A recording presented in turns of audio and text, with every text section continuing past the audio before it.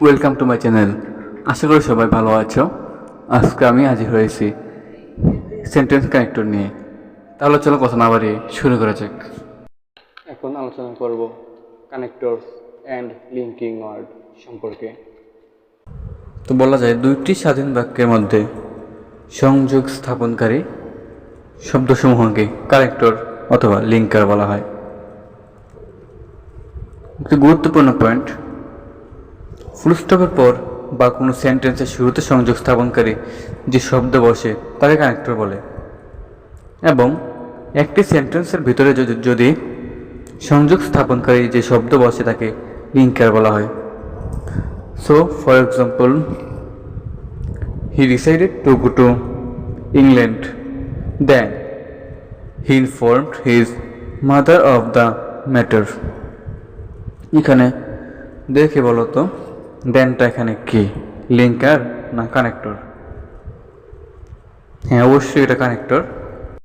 এবং বি নাম্বারে দেওয়া আছে, at present this problem has become a great problem. এখানে এট প্রেজেন্টটা হচ্ছে কানেক্টর।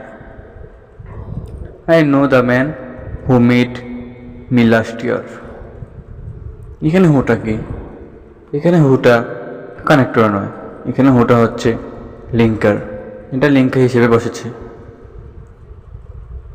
তো এখন সময় বিষয়ক কিছু কানেক্টর নিয়ে আলোচনা করব। এক নম্বর, হোয়াইল। অর্থ হচ্ছে যখন, অর্থাৎ for example, I warned you while you were doing the same mistakes. অর্থাৎ আমি তোমাকে সাবধান করেছিলাম যখন, হ্যাঁ যখন এসে পড়েছে, কিন্তু যখন তুমি একই ভুলগুলো করেছিলে। দুই নম্বরে দেওয়া আছে হোয়েন, অর্থাৎ এটার অর্থ হচ্ছে যখন। For example, when you were 18 years old, you got a golden opportunity to go abroad. যখন তোমার বয়স ছিল 18, তখন তুমি বিদেশ যাওয়ার জন্য সুবর্ণ সুযোগ পেয়েছিলে। 3 নম্বর, এট প্রেজেন্ট, অর্থাৎ বর্তমানে। বর্তমানে বোঝাতে এই শব্দটি উল্লেখ হয়ে থাকে। For example, at present social awareness is very necessary to remove the ill practice of food adulteration.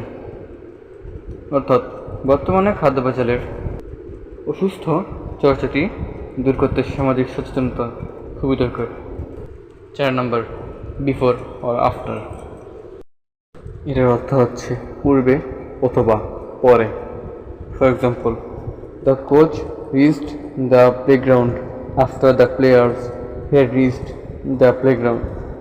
অর্থাৎ কোচ খেলার মাঠে পৌঁছানোর পর খেলোয়াড়রা সেখানে গিয়েছিল।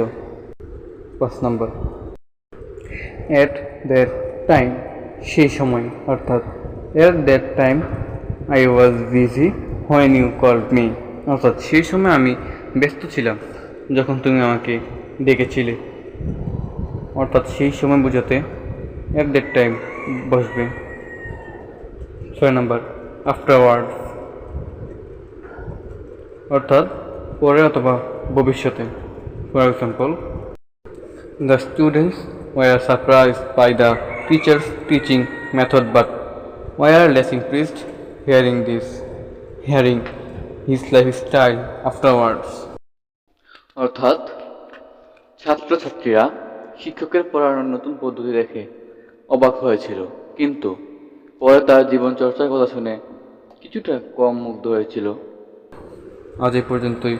সবাই ভালো থেকো, সুস্থ থেকো। আসসালামু আলাইকুম।